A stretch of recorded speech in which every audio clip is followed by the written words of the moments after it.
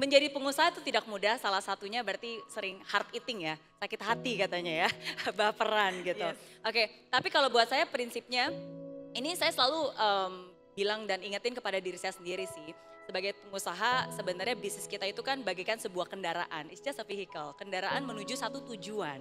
Oke, nah jadi kalau anggap aja nih kayak sebuah bus menuju satu tujuan, nah sekarang siapa nih yang mau kita onboarding, ikut bersama bus kita, ya yang kita kendarain karena kan Anda pemimpinnya. Oke, nah tentu saja pertama-tama kita harus cari orang yang tujuannya sama dengan kita. Karena kalau misalnya dia tujuannya berbeda, dia masuk ke bus kita, di tengah-tengah jalan dia bisa ngerecokin tuh, bisa menghasut, enggak kita harusnya enggak ke gini. Ya karena memang tujuannya udah nggak sama, udah berbeda.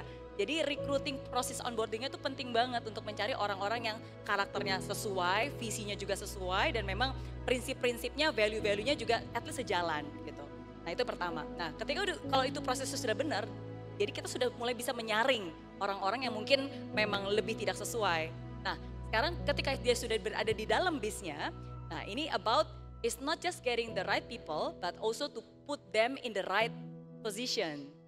Karena seringkali orangnya benar, tapi mungkin posisinya aja di dalam perusahaan yang kurang tepat, yang membuat dia tidak bisa memaksimalkan talentanya, yang membuat dia nggak bisa keluar gitu. Dan akhirnya ya mereka mungkin harus resign atau mungkin mereka nggak nyaman. Nah jadi tugasnya kita sebelum kita memutuskan, oke kamu turun di sini aja deh. Ya kita mencoba melihat, are they already in the right positions or not? Apakah posisi mereka sudah tepat nggak di bus itu? Kursinya sudah tepat belum?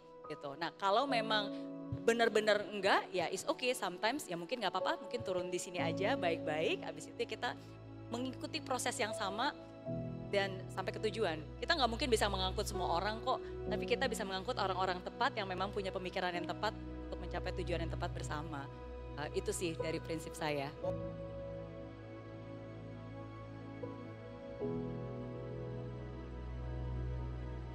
Oke, jadi sebelum saya jawab, sebenarnya kalau kalian lihat nih yang bertanya ini para entrepreneur ya.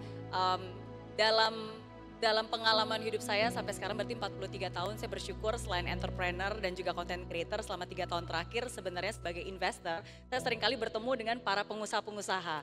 Dan ketika mereka bilang investor pasti mikirnya oh kalau gitu gimana nih bisa dapat invest uang, dapat duit, dapat pendanaan gitu. Dan akhirnya banyak yang pitching, banyak yang cerita, banyak yang mengasih business plan-nya dan seterusnya. Menurut saya sebenarnya of course pendanaan itu satu hal yang penting untuk bisa growth, untuk bisa tadi bercabang-cabang ke berbagai kota dan seterusnya. Tapi selain pendanaan penting juga untuk ada pembinaan. Nah jadi pembinaan dan pendanaan inilah yang akhirnya akhirnya kita lakukan.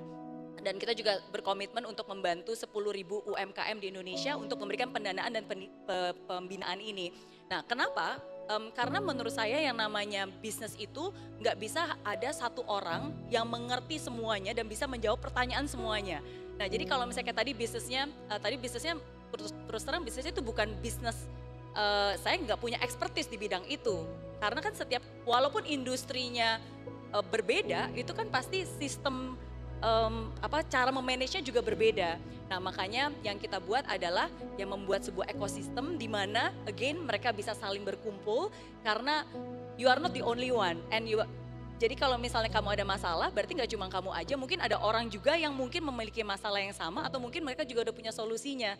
Dan disitulah akhirnya ya kita bisa saling berkolaborasi, saling bersinergi, saling bertukar pikiran dan kalau misalnya memang itu sudah sangat niche ya kita bisa saling membantu satu sama lain. Nah jadi menurut saya untuk hal ini penting bagi kita makanya untuk bisa bernetwork karena di tempat inilah ya kita bisa saling bertukar pikiran dan juga saling terus mengembangkan diri bisa lebih strategik.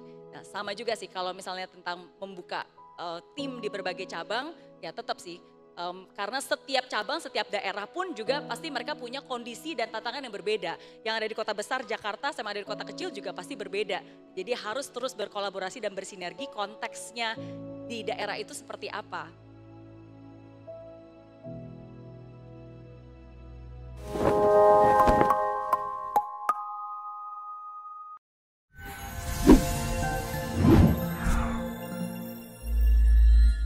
Banyak banget orang yang nanya ke saya, Miss Mary gimana sih caranya untuk bisa termotivasi setiap hari? Penasaran? Sini. Caranya download aplikasi Mary Riana. Karena saya percaya banget seperti apa kamu 5 tahun mendatang itu amat sangat dipengaruhi dari dengan siapa kamu bergaul, apa yang kamu tonton, apa yang kamu baca, apa yang kamu dengar. Semua itu amat sangat berpengaruh. Makanya penting banget kamu untuk bisa mengisi semua itu dengan hal-hal yang positif. Dan itulah alasan kenapa saya menciptakan apps Mary Riana. Ada semuanya lengkap. Ada video-video, ada audio.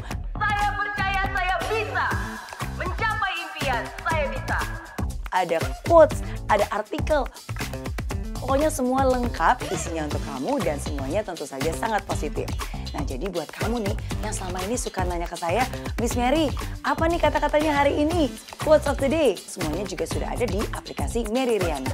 Kabar baiknya hari ini saya juga ingin membagikan satu hal yang spesial untuk kamu, yaitu sebuah buku gratis. Buku ini semoga bisa membantu kamu untuk berani bermimpi besar, berani untuk mengambil langkah untuk mencapai mimpi-mimpi tersebut. Langsung aja segera download aplikasi Mary Riana, udah ada di Play Store, ada juga di App Store. Awali harimu bersama Mary Riana.